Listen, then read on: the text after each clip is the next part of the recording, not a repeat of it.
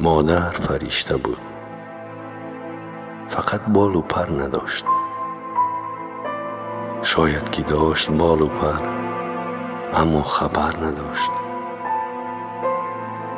یا داشت آگاهی زی پر و بال خیش، لیک میلی جدا شدن زی منو از پدر نداشت. در کودکی با مادری خود خواستم برم یک هدیه، لیک جیبی من آن لحظه زر نداشت. زر یافتم به گاه جوانی و آن زمان جز عشق یار سینه هوای دیگر نداشت.